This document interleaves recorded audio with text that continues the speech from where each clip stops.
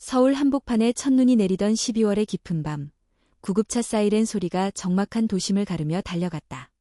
차 안에서는 젖은 머리카락이 뺨에 들러붙은 채 숨을 가쁘게 몰아쉬는 한 여자가 있었다. 진통 간격이 3분입니다. 지원 씨, 조금만 힘내세요. 거의 다 왔어요. 윤지원, 33. 그녀는 임신 32주차의 산모였다. 아직 예정일까지는 거의 2달이 남았지만 예상치 못한 복통과 출혈로 인해 긴급히 병원으로 이송되고 있었다. 그녀의 손은 침대 시트를 꽉 움켜쥐고 있었다. 손가락 마디마디가 하얗게 질릴 정도로 힘이 들어가 있었다. 온몸에서 식은땀이 흘러내리고 이따금 미약한 비명이 새어나왔다. 안 돼. 이렇게 빨리 나올 리가 없어. 지원은 헐떡이며 중얼거렸다. 눈가에는 이미 눈물 자국이 흘러내리고 있었고 갈라진 입술은 말라붙어 있었다. 병원에 도착하자마자 그녀는 응급 분만실로 옮겨졌다. 하얀 조명 아래 분주하게 움직이는 의료진들 사이에서 지원은 거의 의식을 잃을 듯한 얼굴로 누워 있었다. 그녀의 귀에는 의료 장비의 삑삑거리는 기계음과 간호사들의 다급한 목소리만 어렴풋이 들려왔다. 태아 심박수가 불안정합니다. 바로 산부인과 전문에 호출해주세요. 혈압도 계속 떨어지고 있어요. 그리고 그 순간 분만실의 문이 열렸다. 하얀 가운에 얼굴 일부를 마스크로 가린 한 남자가 걸어 들어왔다. 차가운 조명 아래 그의 눈빛이 반짝였다. 상황 보고해주세요. 간결하고 단호한 목소리. 하지만 그 목소리를 들은 순간 지원의 눈이 휘둥그레지며 고정되었다. 심장이 멎는 듯한 느낌. 그 이름을 들을 필요도 없이 그녀는 알고 있었다. 강민호. 그는 바로 8개월 전 그녀와 이혼한 전 남편이었다. 그녀가 가장 원하지 않았던 얼굴, 가장 지우고 싶었던 이름, 그리고 지금 그녀가 가장 절박하게 도움을 받아야 할 사람. 말도 안 돼. 민호 역시 지원을 보는 순간 걸음을 멈췄다. 손에 들고 있던 의료 기록지가 부들부들 떨리고 있었다. 서로의 시선이 부딪히고 공기는 일순간 얼어붙었다. 지원은 미약하게 중얼였다. 다른 의사 불러줘요. 이 사람 말고. 간호사들은 당황했지만 곧바로 민호를 바라보았다. 그러나 민호는 침착하게 입을 열었다. 지금 이 상황에서는 제가 맞는 게 최선입니다. 산모와 아이의 상태가 위급합니다. 지원은 거세게 고개를 흔들며 몸을 움직이려 했지만 이미 기력이 거의 다한 상태였다. 싫어요. 아니야. 당신은 여기 있으면 안 돼. 민호는 잠시 눈을 감았다가 조용히 그녀에게 다가가 손을 뻗었다. 지금은 감정보다 생명이 더 중요해. 내가 해 꼭 지킬게. 너와 아이를. 그 짧은 한마디에 지원은 말을 잇지 못했다. 그녀는 차라리 정신을 잃고 싶었다. 하지만 의식은 흐릿하게나마 또렷했고 뱃속의 생명은 그녀를 붙잡고 있었다. 의료진들이 바쁘게 움직이기 시작했다. 수술 장비가 준비되고 조명은 더 밝게 켜졌다. 지원은 마지막 힘을 다해 눈을 떴다. 그녀는 민호의 얼굴을 똑바로 바라봤다. 그의 눈빛은 예전과 달랐다.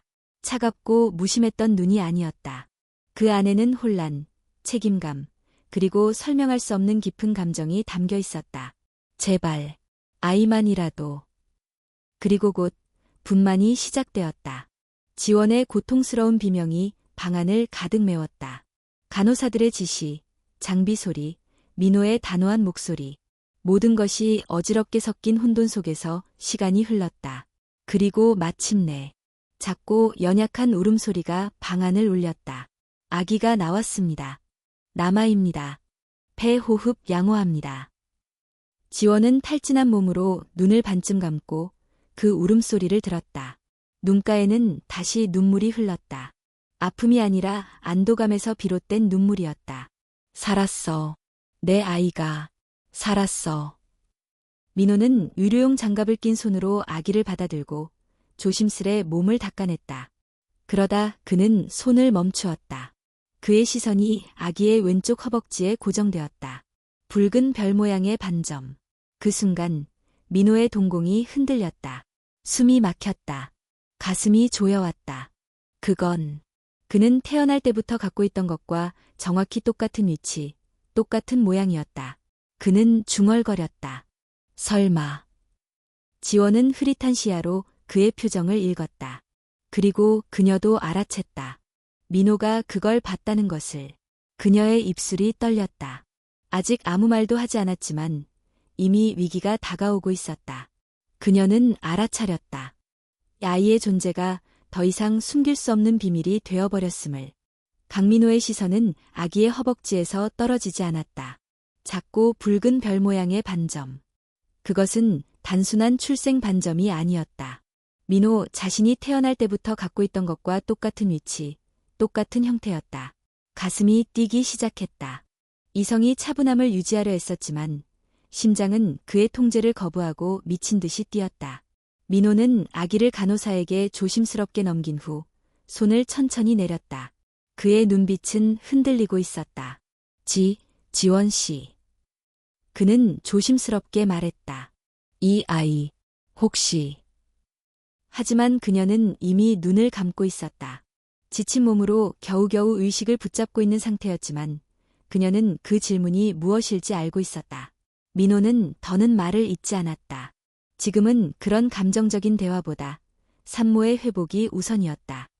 그는 조용히 의료진에게 지시를 내리고 방을 나섰다. 하지만 머릿속은 이미 온갖 생각으로 가득했다. 밖으로 나오는 순간 차가운 겨울 공기가 그의 얼굴을 때렸다. 숨을 깊게 들이켰지만 가슴 속 응어리는 더 깊어질 뿐이었다. 아니야. 우연일 수도 있어. 반점 같은 거, 다른 아기들도 있을 수 있잖아. 민호는 스스로를 다독였지만 그 생각은 그의 확신을 흔들 수 없었다. 그 반점은 그에게 있어 단순한 표시가 아니었다. 그의 아버지도, 형도, 조카도 갖고 있던 가문의 유전적 특징이었다. 결국 민호는 병원 기록을 확인하기로 결심했다. 윤지원의 입원 기록, 임신 주차, 산전 진료 내역, 하나하나 읽어내려가며 그는 점점 더 확신을 갖기 시작했다. 임신 32주차. 분만 예정일을 기준으로 역산했을 때 아이는 그와 지원이 아직 이혼하기 전에 생긴 아이였다. 그의 손끝이 떨렸다. 민호는 의자에 앉아 얼굴을 두 손으로 감쌌다. 지원아, 대체해. 다음 날 지원은 병실로 옮겨졌다. 몸은 한결 나아졌지만 그녀의 마음은 더욱 무거워졌다. 창밖으로 눈이 계속 내리고 있었다. 새하얀 세상과는 달리 그녀의 내면은 짙은 회색이었다. 아기의 울음소리가 병실 안을 울리자 그녀는 힘겹게 몸을 일으켜 아기 침대 쪽으로 다가갔다. 작고 따뜻한 생명. 그녀는 아기의 손을 조심스레 잡고 낮게 속삭였다. 미안해. 엄마가 널 지키려는 거야. 내가 다치지 않게, 아프지 않게, 버려지지 않게. 문득 문이 열렸다. 민호가 병실 안으로 들어섰다. 그의 얼굴에는 밤새 잠을 못 잔 흔적이 역력했다. 괜찮아? 그는 조심스럽게 물었다. 지원은 대답하지 않았다. 아기를 안은 채 조용히 앉아 있었다. 민호는 잠시 머뭇거리다 한 발짝 다가갔다. 지원아, 어제 그 반점, 그거 혹시 나랑 같은 거 맞지? 지원은 조용히 숨을 들이켰다. 아기를 더 꼭 끌어안았다. 아니야. 짧고 단호한 대답이었다. 정말 그렇게 말할 거야. 민호의 목소리는 낮았지만 감정을 억누르는 듯한 떨림이 있었다. 내가 다 알고 있어. 출산일, 반점, 타이밍, 전부 말이 돼. 지원은 눈을 감았다. 그녀는 이미 이 순간이 올 줄 알고 있었다. 민호가 그 사실을 알아낼 거라는 것도 예상했었다. 하지만 그녀는 준비되어 있지 않았다. 그를 받아들이는 것, 그의 존재를 다시 가족 안에 들이는 것, 그 모든 건 너무 두려운 일이었다. 그녀는 낮게 말했다. 그래도 아니야. 그 아이는 당신 아이 아니야. 왜 거짓말해? 민호가 물었다.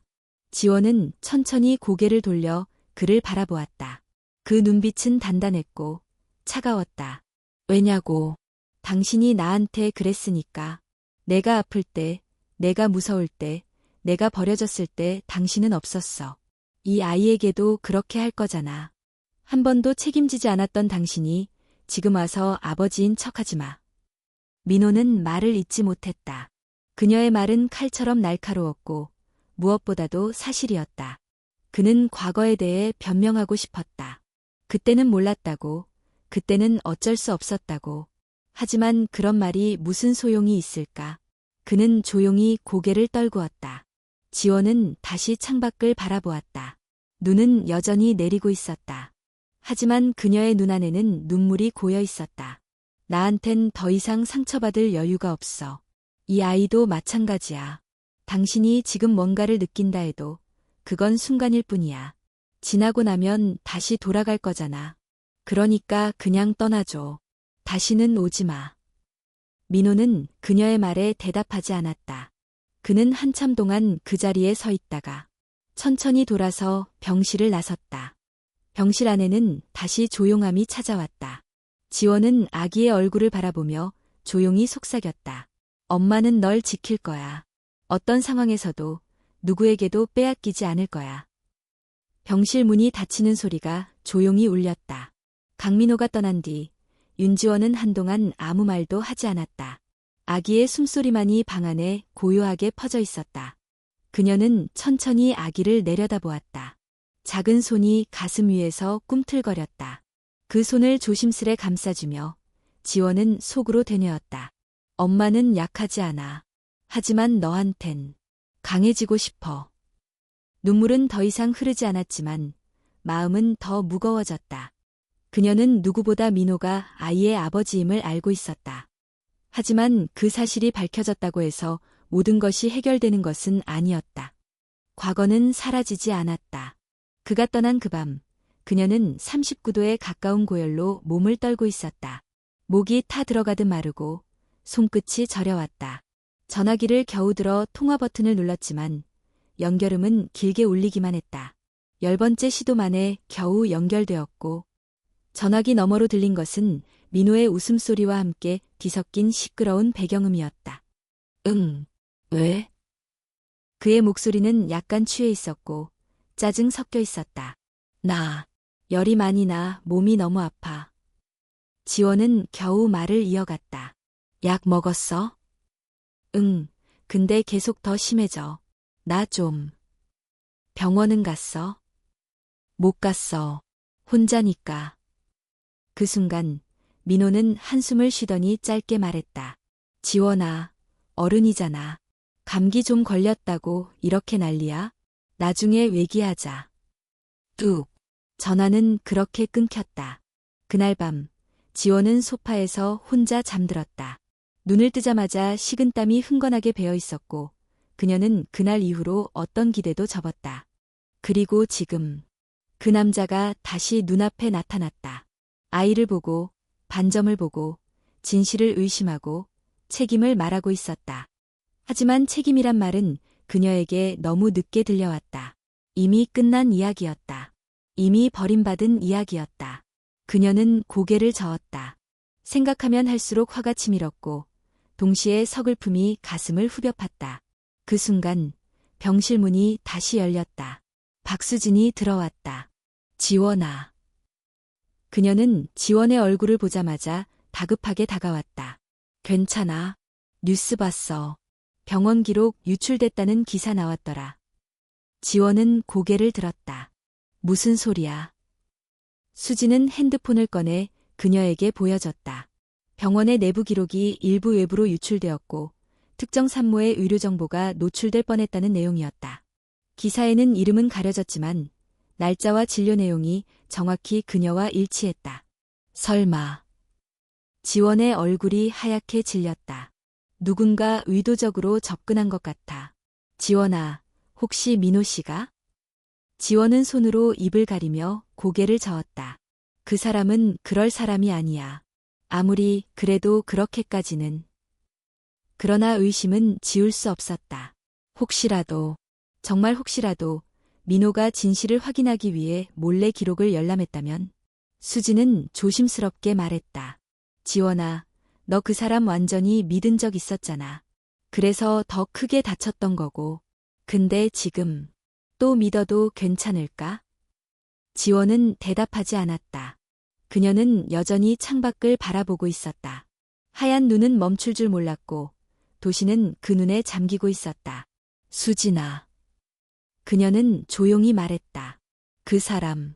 그때 나한테 그만하자고 했을 때 한 번도 나를 붙잡지 않았어. 단 한마디도 없었어. 미안하단 말도, 왜 그런지도, 아무것도. 수지는 친구의 말에 아무런 말도 하지 못했다. 그녀는 그동안 얼마나 지원이 조용히 혼자서 이 모든 걸 견뎌왔는지 알고 있었다.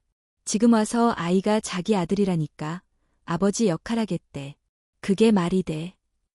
지원은 떨리는 목소리로 말했다. 누가 책임진다고 해서 지난 8개월의 눈물과 두려움이 사라지진 않아. 그녀는 다시 아기의 손을 잡았다. 그 작고 따뜻한 손이 지금 그녀가 세상에서 유일하게 신뢰할 수 있는 존재였다. 그 순간 수진이 말했다. 그래도 사람은 바뀔 수 있어. 그건 분명해. 다만 바뀐 그 사람이 예전의 잘못까지 지울 수 있는지는 모르겠어. 지원은 천천히 고개를 끄덕였다. 맞는 말이었다. 사람은 바뀔 수 있다. 하지만 그녀의 상처가 회복될 수 있을지는 또 다른 문제였다. 그날 밤 지원은 오랜만에 꿈을 꾸었다. 그 꿈 속에는 민호가 있었다. 과거의 그, 지금의 그. 두 사람이 서로 섞여 어딘가 낯설고도 익숙한 눈빛으로 그녀를 바라보고 있었다. 그 눈빛은 말하고 있었다. 난 떠날 생각이 없어. 이번엔 끝까지 남을 거야. 하지만 지원은 그 눈을 똑바로 쳐다보지 못했다. 그녀의 마음 어딘가에는 여전히 얼음처럼 차가운 두려움이 자리 잡고 있었다. 그녀는 속삭였다. 이번엔 제발 나를 속이지 마. 병실 안은 새벽빛이 들어오기 시작하며 은은한 푸른빛에 잠겼다. 윤지원은 잠을 이루지 못한 채 그대로 앉아 있었다. 아기는 조용히 잠들어 있었고 그녀의 손은 침대 난간을 꼭 쥐고 있었다. 문득 병실 문이 조심스럽게 열렸다. 하얀 가운을 입은 병원장이자 산부인과 교수인 백정훈 교수가 들어왔다. 지원은 깜짝 놀라 몸을 일으켰다. 윤지원 씨, 지금 괜찮으신가요? 네, 교수님, 무슨 일이시죠? 백 교수는 조용히 의자에 앉았다. 그의 얼굴은 평소보다 한층 더 엄숙해 보였다. 강민호 선생이 본인의 자녀일 가능성이 있다며 아기의 출생 관련 기록을 확인 요청했습니다. 지원의 몸이 순간 굳어졌다. 그게 무슨 말씀이세요? 저희는 개인정보 보호 규정에 따라 아버지의 동의 없이 그런 확인을 해줄 수 없습니다. 하지만 민호 선생은 내부적으로 이미 일부 열람을 진행한 것 같습니다. 그가 당신의 동의 없이 아이의 정보를 확인한 건 사실입니다. 지원은 숨이 막히는 듯한 충격에 말을 잇지 못했다. 그 사람이 정말 그랬다고요? 백 교수는 조용히 고개를 끄덕였다. 공식적으로는 징계 사유가 될 수도 있습니다. 하지만 이 문제는 단순한 규정 위반 그 이상으로 두 사람의 과거와 감정이 얽혀 있겠지요. 지원은 고개를 숙였다. 그녀는 말없이 가방을 열어 한 장의 종이를 꺼냈다. 낡은 서류 봉투 안에는 반으로 접힌 A4 용지가 있었다. 그녀는 그것을 조심스럽게 펼쳐 백 교수에게 내밀었다. 이건 8개월 전 이혼 당시 강민호 씨가 직접 서명한 문서입니다. 아직 태어나지도 않은 아이에 대해 친권 및 부양 의무를 포기하겠다고 명시된 서약서입니다. 백 교수는 조용히 그 문서를 들여다봤다. 문서 하단에는 민호의 자필 서명과 지장이 선명하게 찍혀 있었다. 그는 이미 그 아이를 버렸어요. 그 순간부터 이 아이는 제 아이예요. 이제 와서 생물학적 아버지라며 다시 끼어들 자격 없어요. 지원의 목소리는 단호했지만 그 안에는 분노와 슬픔이 섞여 있었다. 백 교수는 한참 동안 말이 없었다가 조용히 입을 열었다. 지원 씨, 그 마음 이해합니다. 하지만 아이에게는 어쩌면 두 부모 모두가 필요할 수도 있어요. 아이가 크면서 정체성의 혼란을 겪을 수 있고 어느 시점엔 진실을 원할지도 모릅니다. 지원은 눈을 질끈 감았다. 그녀도 그 사실을 알고 있었다. 하지만 그녀는 감정이 아니라 본능적으로 움직이고 있었다. 엄마로서 지켜야 한다는 의무감, 그것이 그녀를 이끌고 있었다. 저는 그 사람이 다시 우리 인생에 들어오는 걸 원하지 않아요. 그가 지금 어떤 후회를 하든 과거는 사라지지 않아요. 백 교수는 조용히 일어섰다. 결정은 결국 어머니인 지원 씨의 몫입니다. 하지만 한 번 더 생각해 보시길 바랍니다. 아이를 위한 선택인지, 상처받은 내면의 복수인지. 그 말은 마치 송곳처럼 지원의 가슴에 박혔다. 그녀는 아무 말도 하지 못한 채 가만히 문이 닫히는 소리만을 들었다. 같은 시간, 민호는 병원 내 회의실에 앉아 있었다. 그의 앞에는 복사된 출생 기록과 병원 시스템 로그가 놓여 있었다. 그는 모든 걸 확인했고 그 사실은 분명했다. 아이의 수태 시점, 임신 주기, 반점, 유전자 정보, 모든 것이 하나로 맞아떨어지고 있었다. 하지만 무엇보다 그를 충격에 빠뜨린 것은 따로 있었다. 바로 그 서약서. 지원이 그 문서를 아직 가지고 있다는 사실. 그리고 지금 그것을 무기처럼 꺼내 들었다는 사실. 민호는 과거를 떠올렸다. 그날, 이혼 조정실. 지원은 말없이 문서를 내밀었고 그는 말없이 서명했다. 그때 그는 도망치고 있었다. 현실에서, 책임에서, 감정에서, 무책임하다는 사실을 스스로도 알면서 감당하기 버거워 회피했다.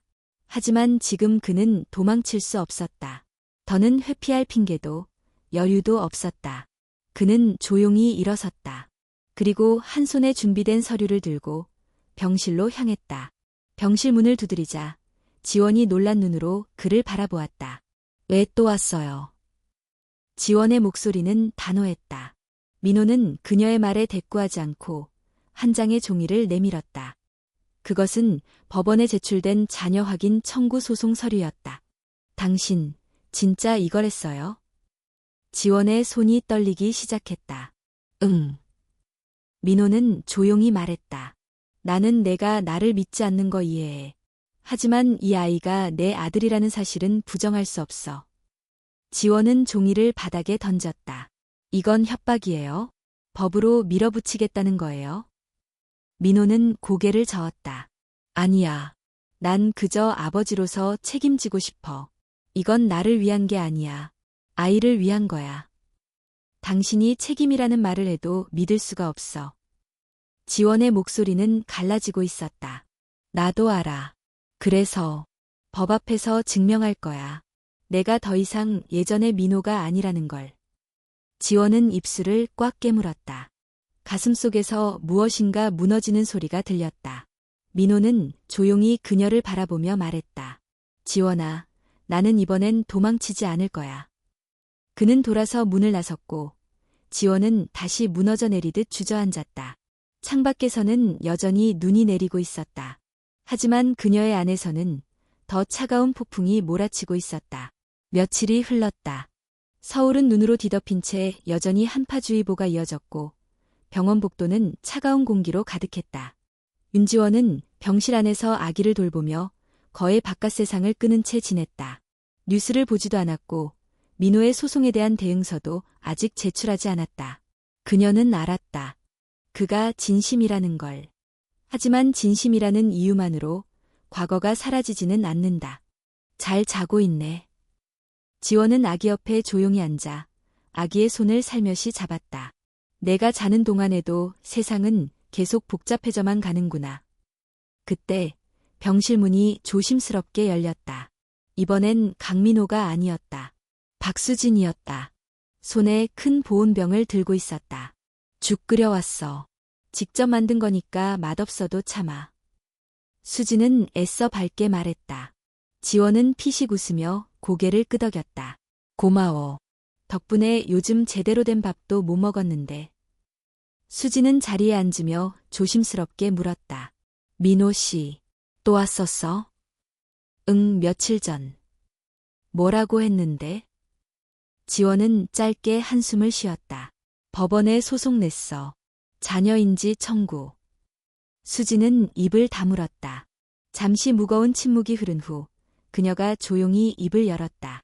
근데 내가 그렇게 반응하는 거 나 이해해. 근데 가끔은, 정말 가끔은 그런 생각도 들어. 혹시 그 사람이 이번엔 진짜로 남으려는 건 아닐까? 지원은 아무 말 없이 죽을 한 숟갈 떴다. 그리고 천천히 대답했다. 남겠다는 사람이 왜 법으로 밀어붙여? 왜 다시 나를 법정에 세워? 그래, 그건 맞아. 하지만 그는 내가 안 믿는 이상 증명할 수밖에 없는 거 아닐까? 너는 아무 말도 들어주지 않잖아. 지원은 숟가락을 멈췄다. 그 말이 마음 어딘가에 닿았다. 그날 밤 병원 복도는 더 조용했다. 간호사들의 발소리도 뜸해지고 병동은 깊은 정적에 빠져들었다. 지원은 아기와 함께 침대에 누워 있었고 희미한 조명 아래서 눈을 감고 있었다. 그러다 복도에서 들리는 낮은 목소리에 그녀는 다시 눈을 떴다. 지원 씨, 저기 들어가도 될까요? 그 목소리는 분명 강민호였다. 지원은 대답하지 않았다. 하지만 문은 천천히 열리고 그가 조용히 걸어 들어왔다. 손에는 작은 쇼핑백과 병원 내 편의점에서 산 듯한 생수, 기저귀, 그리고 아기용 로션이 담겨 있었다. 그는 말없이 그것들을 선반 위에 놓고 조심스럽게 말했다. 아무것도 강요하지 않겠다고 했었지. 오늘도 그냥 도와주고 싶어서 왔어요. 아기 기저귀도 떨어졌을 것 같고 병실에 오래 있으니 생수도 필요할 것 같아서. 지원은 그를 똑바로 바라보았다. 그의 얼굴에는 피곤함이 묻어 있었고 눈 밑엔 다크서클이 짙게 드리워져 있었다.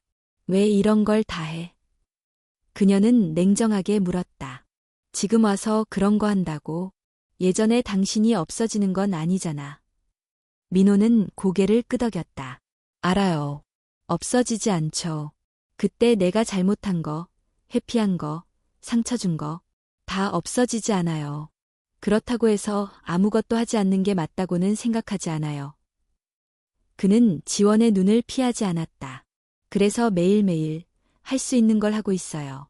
기저귀 갈고, 죽 끓이고, 수면 체크하고, 내가 할 수 있는 일부터. 그게 나한텐 지금의 책임이에요. 지원은 한동안 아무 말도 하지 못했다.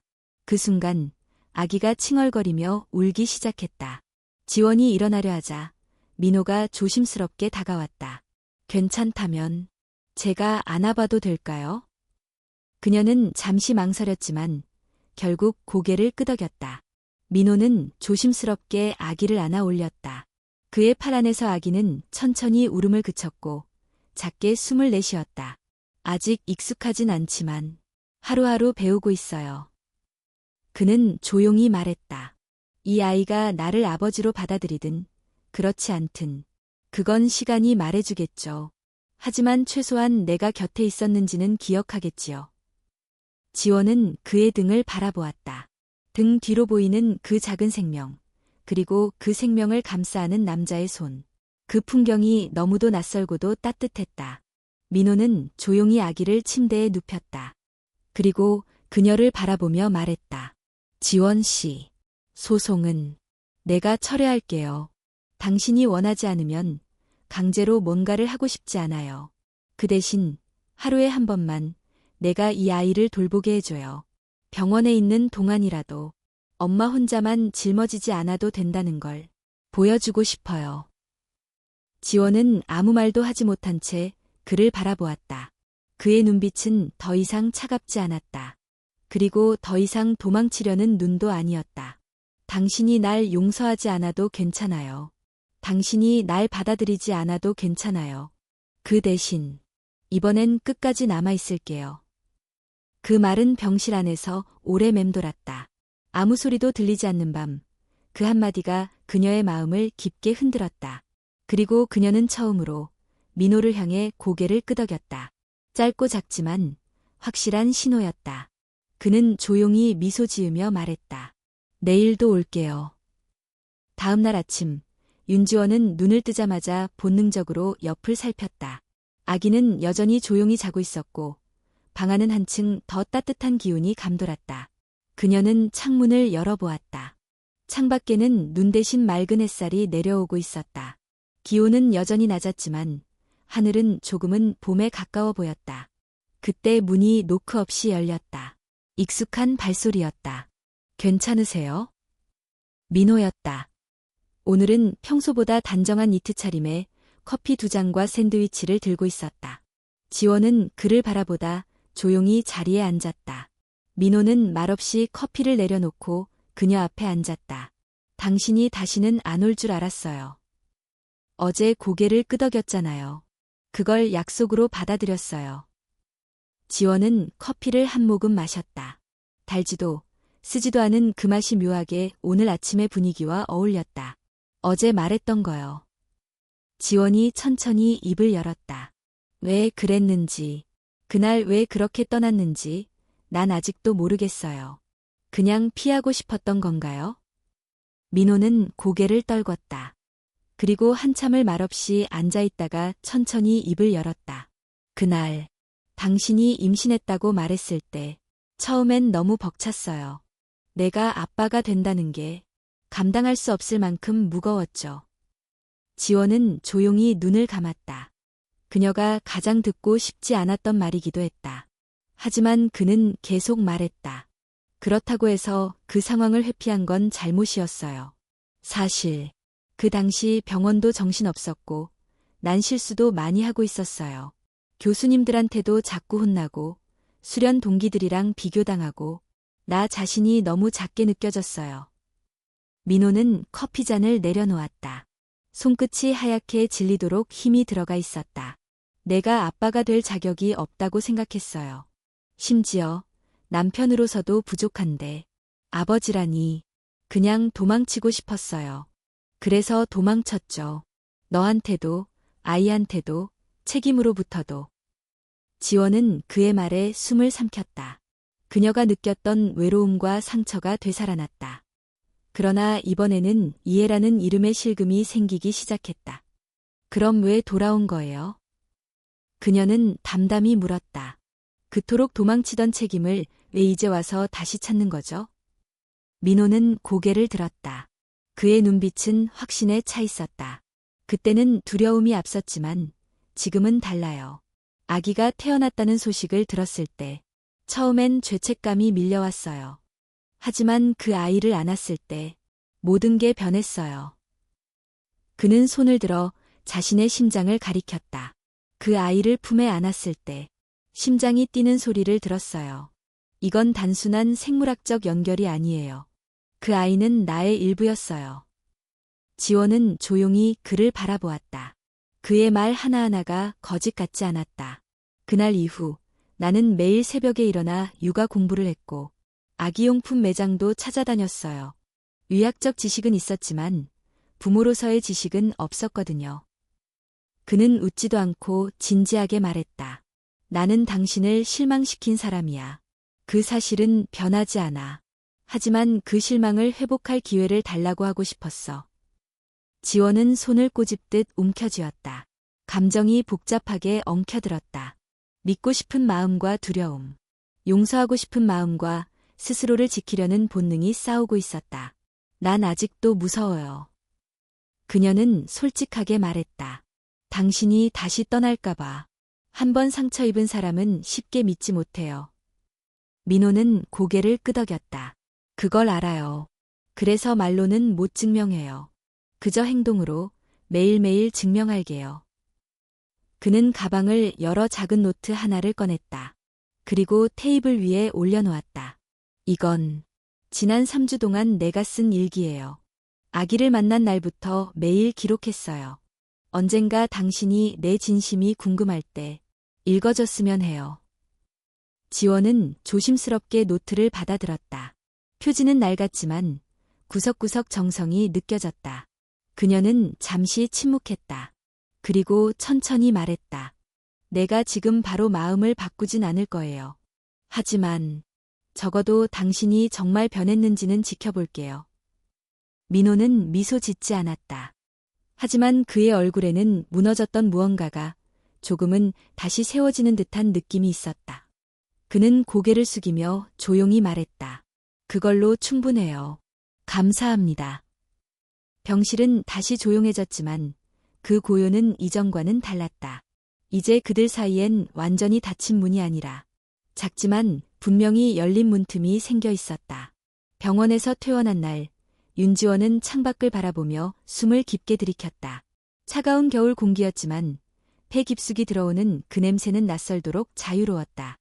차 도착했어요. 강민호가 조심스럽게 말했다. 지원은 아기를 품에 안고 병원 입구로 걸어나갔다. 민호는 그 옆에서 말없이 기저귀 가방과 짐을 챙겼다. 처음으로 그들이 가족처럼 나란히 서 있는 순간이었다. 그러나 그 거리는 여전히 조심스럽고 어색했다. 차에 올라타고 아기를 유아용 카시트에 조심스럽게 눕힌 후 민호는 조수석에 탔다. 지원은 뒷자리에 앉아 아이를 바라보며 조용히 중얼거렸다. 우리 집에 처음 가는 길이네. 민호는 룸미러를 통해 그녀를 바라보다 조심스레 말했다. 많이 긴장되죠? 솔직히 무서워요. 이 아이를 혼자 키우려고 준비했는데 갑자기 누군가랑 같이 한다는 게 혼자가 익숙해진 사람에겐 같이 있는 게 더 낯설죠. 지원은 고개를 끄덕였다. 그 말이 왜 그렇게 가슴에 박히는지 그녀 자신도 잘 몰랐다. 집에 도착하자 민호는 조심스럽게 현관문을 열었다. 그녀의 집은 아늑하지만 단출했다. 거실 한켠엔 아기용 매트와 작은 유아용 침대가 마련되어 있었다. 이제부터 하루에 2시간 정도만이라도 내가 도와줄게요. 민호가 말했다. 정해진 시간. 응, 그게 부담스럽지 않을 것 같아서 하루에 2시간씩만. 육아도, 집안일도, 전부. 지원은 잠시 생각하다 고개를 끄덕였다. 좋아요. 하지만 규칙 있어요. 말씀해보세요. 내가 싫어하는 건 하지 말 것. 아기 앞에서 감정적으로 말하지 말 것. 그리고 내가 부탁하지 않으면 내 사적인 공간엔 들어오지 말 것. 민호는 단호하게 고개를 끄덕였다. 알겠어요. 나도 규칙 하나 추가할게요. 지원이 고개를 들었다. 뭔데요? 그 시간 동안 당신도 혼자 있으려고 애쓰지 말기. 그녀는 피식 웃었다. 그건 좀 어려운 규칙이네요. 그래도 노력해봐요. 서로. 며칠 동안 민호는 약속대로 시간을 지켰다. 매일 오후 4시에 도착해 아기를 안고 젖병을 준비하고 옷을 갈아입히고 거실을 정돈했다. 말없이, 조용하게, 그러나 성실하게. 처음엔 지원은 그를 경계했다. 한 걸음 뒤에서 지켜보며 틈이 생기면 막으려 했다. 그러나 민호는 그 틈을 억지로 밀어붙이지 않았다. 대신 그는 질문했다. 이 옷은 이불보다 두꺼운 게 좋을까요? 분유는 이걸로 맞춰도 돼요? 기저귀는 몇 시간마다 확인해요? 그의 질문들은 일방적이지 않았고 진심 어린 배움의 태도였다. 어느 날 아기가 밤새 심하게 울었다. 지원은 거의 뜬 눈으로 밤을 지샜고 아침이 되자 눈이 퉁퉁 부었다. 민호는 출근 전에 잠깐 들렀다. 그녀의 지친 얼굴을 보자 그는 말했다. 오늘 2시간 말고 하루 종일 있어도 될까요? 지원은 망설였다. 그의 도움이 필요하다는 걸 뼈저리게 느꼈지만 마음이 허락하지 않았다. 그러나 그 순간 아기가 다시 울음을 터뜨렸다. 그녀는 눈을 감고 말했다. 네, 오늘은 외외로 해요. 민호는 옅게 미소 지었다. 그날 그는 하루 종일 아기와 함께했다. 분유를 타고 트림을 시키고 유모차에 태워 아파트 단지를 돌았다. 점심엔 배달 음식 대신 죽을 끓였고 저녁에는 그녀가 잠시라도 눈을 붙일 수 있게 옆에서 조용히 책을 읽었다. 밤이 되자 지원은 침대에 앉아 조용히 중얼거렸다. 나 이런 하루가 가능한지 몰랐어요. 누군가랑 같이 아이를 보는 게 이렇게 가벼운 일일 수 있다니. 민호는 부엌에서 손을 닦고 나와 그녀 앞에 섰다. 그게 우리가 나눠야 할 삶이라면 무거운 게 이상한 거죠. 지원은 눈을 피하며 말했다. 근데 내가 아직도 당신을 다 용서한 건 아니에요. 알아요. 그래서 기다리는 거예요. 용서보다 중요한 건 가치 있는 시간이니까. 그녀는 그를 바라보다 조용히 말했다. 당신, 많이 달라졌어요. 예전엔 이런 말 안 했잖아요. 민호는 고개를 숙였다. 그땐 감정보다 논리가 중요하다고 생각했어요. 지금은 반대예요. 감정이 먼저고 논리는 그 다음이에요. 그 말에 지원은 처음으로 웃었다. 짧고 조용했지만 분명한 미소였다. 그날 밤 아기는 평소보다 일찍 잠이 들었다. 창밖에는 눈이 살짝 내리고 있었다. 지원은 거실 창가에 앉아 커피를 마시며 혼잣말처럼 말했다. 내일도 와요. 민호는 주방에서 조용히 대답했다. 당연하죠. 내일도, 그 다음 날도, 그 다음 주도, 계속.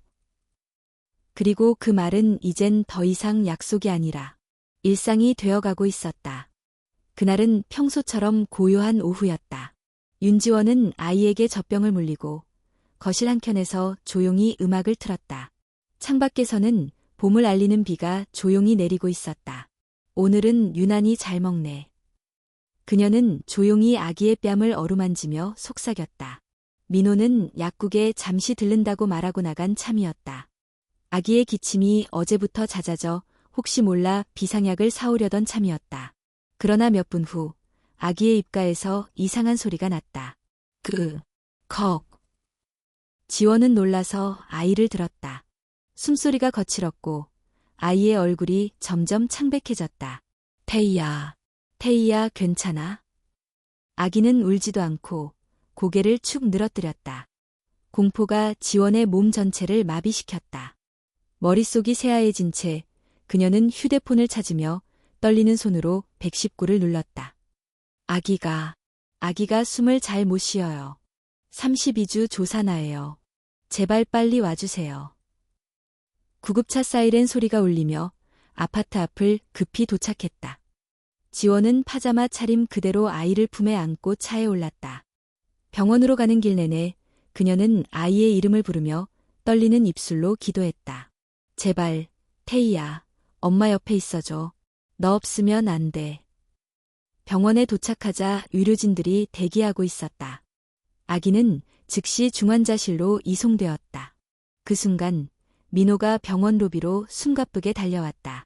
지원아, 무슨 일이야? 지원은 눈물이 범벅된 얼굴로 그를 바라보았다. 호흡이, 태희가 숨을 갑자기 멈추려고 했어. 기침도 심했고, 난 그냥. 그녀는 말끝을 잇지 못하고 주저앉았다. 민호는 그녀를 안으며 가만히 등을 두드렸다. 괜찮아. 이젠 병원이야. 괜찮아질 거야. 하지만 그의 얼굴엔 걱정과 두려움이 뚜렷이 드러났다. 그는 소아과 의료진을 찾아다니며 아이의 상태를 물었고 담당 의사를 만나 상황을 들었다. 급성 기관지염 증상입니다. 다행히 빠르게 병원에 와서 큰 위험은 넘겼습니다. 조산아라 조금 더 예민하게 반응했을 뿐입니다. 그 말을 듣고서야 두 사람은 동시에 긴 숨을 내쉬었다. 몇 시간이 흐른 후 아이는 중환자실의 특별실에 옮겨졌고 상태도 점차 안정되었다. 민호는 자리를 지키며 아이의 얼굴을 바라보다 조용히 말했다. 내가 왜 이렇게 늦게 왔을까? 왜 하필 그때 약국에 간 거지? 지원은 고개를 저었다. 그건 중요한 게 아니에요. 우리가 제때 병원에 왔고 태희가 지금 괜찮은 게 중요하죠. 그녀는 아이를 향해 손을 뻗었다. 그 조그만 손, 가느다란 숨결. 그 모든 것이 이제는 너무 소중했다. 민호가 조용히 물었다. 지원아, 오늘 정말 많이 무서웠지?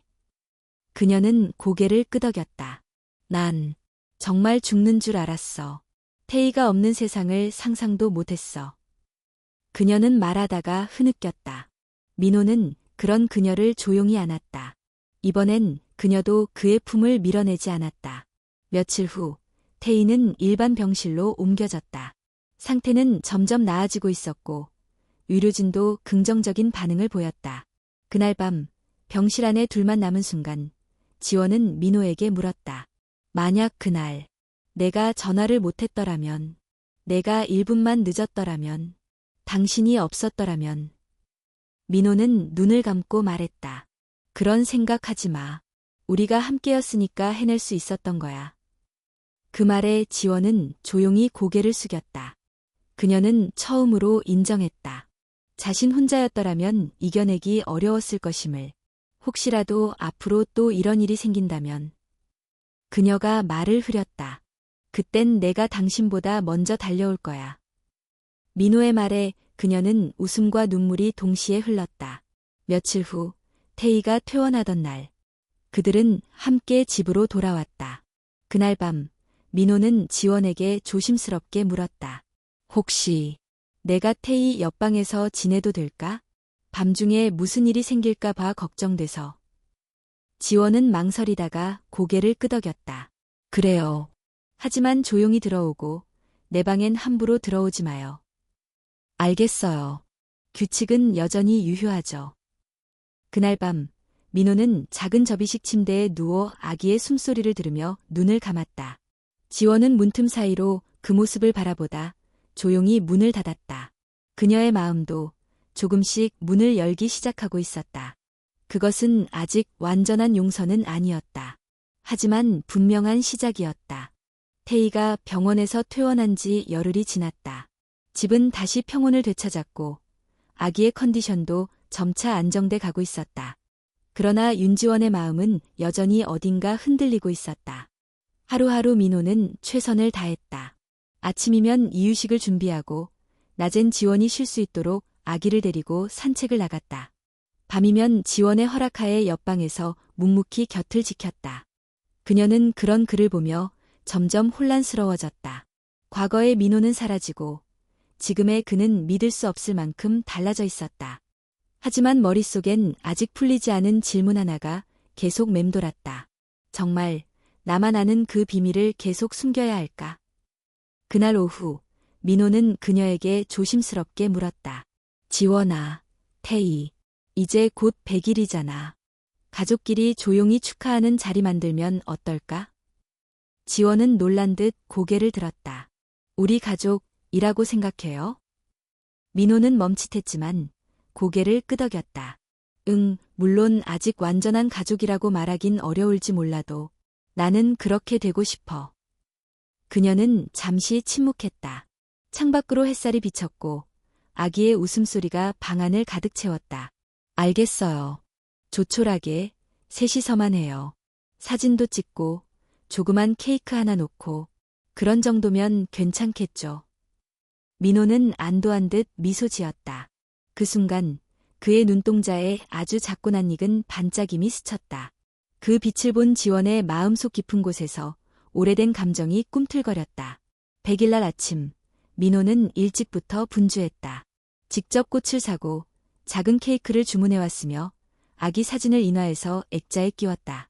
그의 손길은 섬세했고 표정은 진심이었다. 지원은 그런 민호를 보며 마음이 복잡했다. 모든 게 완벽한데 단 하나. 그녀가 숨기고 있는 진실이 이 작은 평화를 위협하고 있었다. 사진을 찍고 케이크를 자른 후 민호는 조용히 말했다. 오늘 같은 날 내가 꼭 하고 싶은 말이 있어. 지원은 그를 바라보았다. 이건 고백일 수도 있고 후회일 수도 있어. 하지만 지금 안 하면 평생 후회할 것 같아서. 그는 숨을 깊이 들이쉬었다.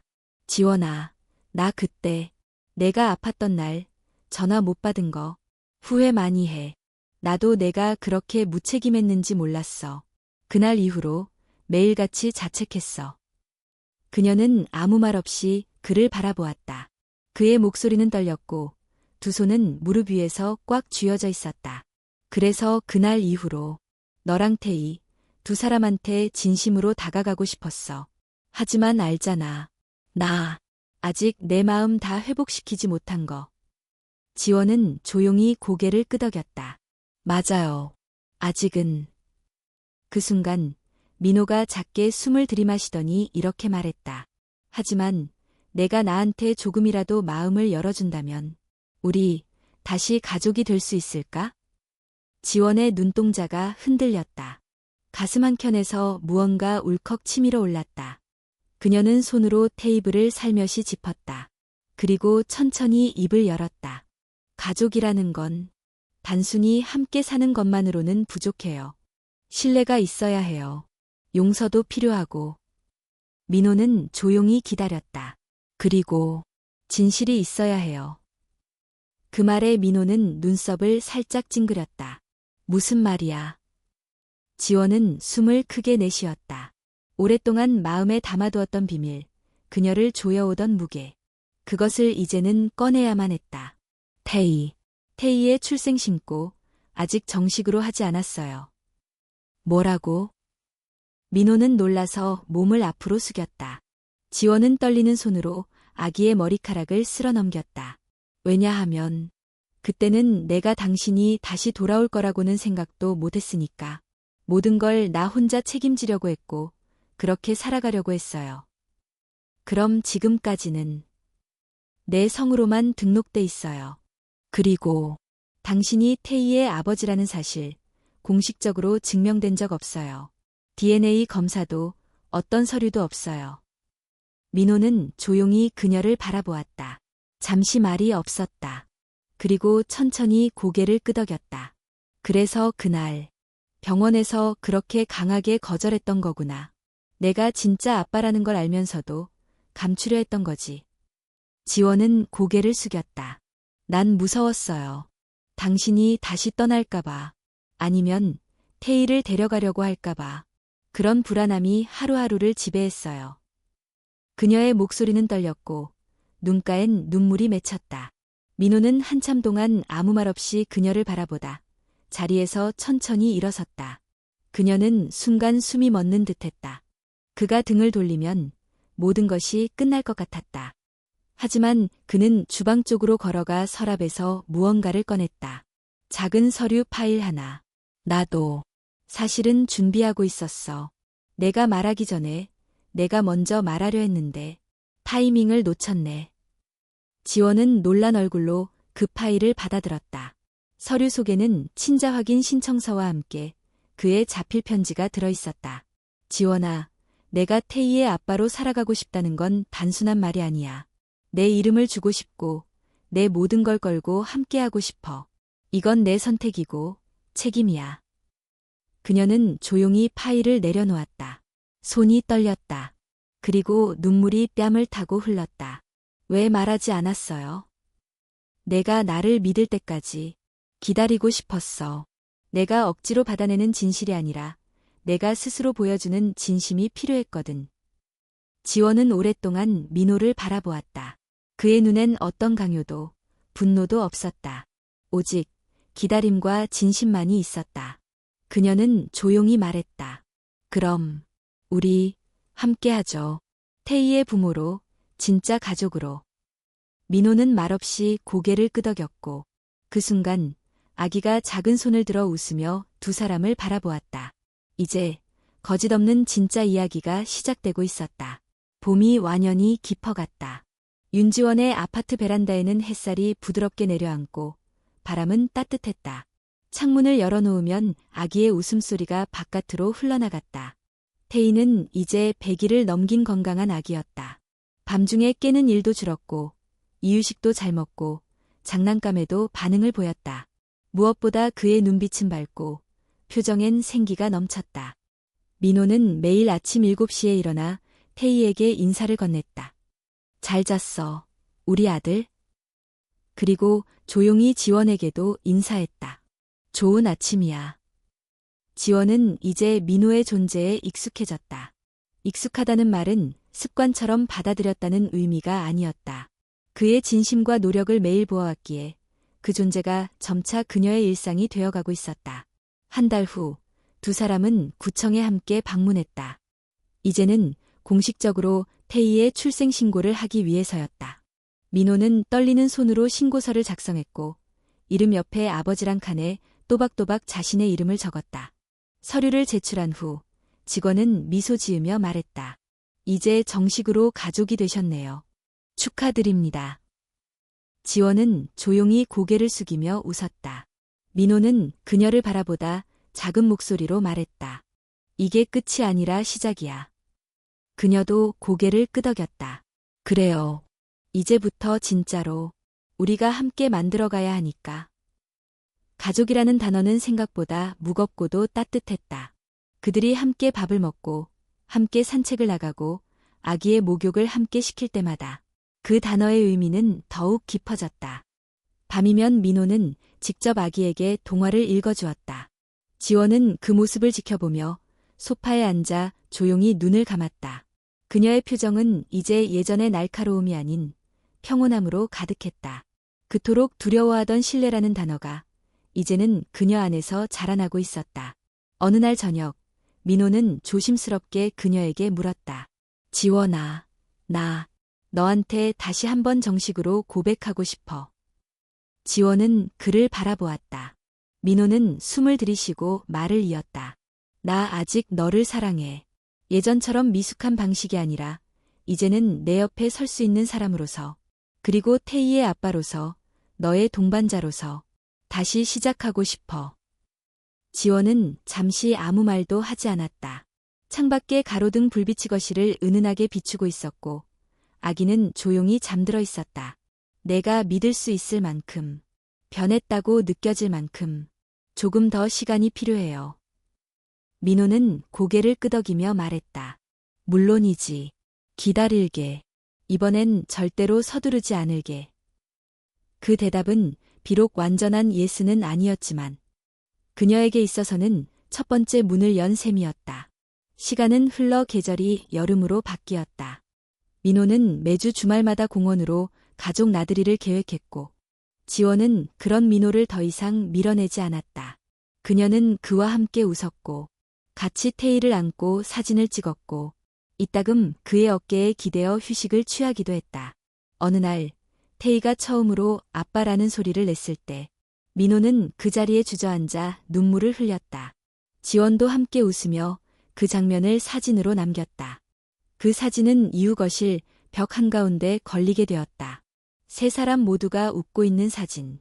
마침내 우리가 된 순간을 담은 장면이었다. 어느 저녁, 지원은 식탁에 앉아 민호를 바라보았다. 그녀는 차분한 목소리로 말했다. 민호 씨. 응. 이제 민호 씨가 아니라 그냥 민호라고 불러도 되죠? 그는 놀라듯 눈을 깜빡였다가 이내 웃었다. 당연하지. 그 말. 고마워. 그리고 우리 다시 혼인신고하죠. 민호는 손에 들고 있던 물잔을 내려놓았다. 그의 손끝이 떨렸고 눈빛은 흔들렸다. 정말이야. 지원은 조용히 고개를 끄덕였다. 우리는 한번 무너졌지만 다시 시작할 수 있으니까. 이번엔 서로를 더 잘 알고 있고 무엇보다 태희라는 기적이 있으니까. 그 말에 민호는 조용히 손을 뻗어 그녀의 손을 잡았다. 그녀도 이번에는 피하지 않았다. 나 정말 잘할게. 나도 믿어볼게요. 몇 주 후, 두 사람은 다시 혼인신고서를 제출했다. 이제는 부부로서, 부모로서, 그리고 서로의 동반자로서 진짜 출발선에 서 있었다. 혼인신고를 마치고 나오는 길, 민호는 문득 물었다. 지금 기분 어때? 지원은 하늘을 올려다보며 말했다. 이제 진짜로 우리 셋이서 같은 방향을 보고 가는 것 같아요. 겁도 나지만 이상하게 안심돼요. 민호는 조용히 그녀의 손을 꼭 잡았다. 앞으로 뭐든 함께하자. 웃는 일도 힘든 일도 다 같이. 그녀는 고개를 끄덕이며 속삭였다. 응, 함께하자. 그날 저녁, 세 사람은 처음으로 같은 침대에 누웠다. 태희는 가운데 누워 두 사람의 손을 붙잡고 잤고 지원과 민호는 아이를 바라보며 오랜만에 조용히 웃었다. 아이는 곤히 잠든 채 작은 숨소리를 내고 있었다. 그 숨결이 세 사람을 진짜 가족으로 이어주는 고리였다. 어둠이 내리고 세상은 조용했지만 그들 마음 안엔 새로운 아침이 밝아오고 있었다.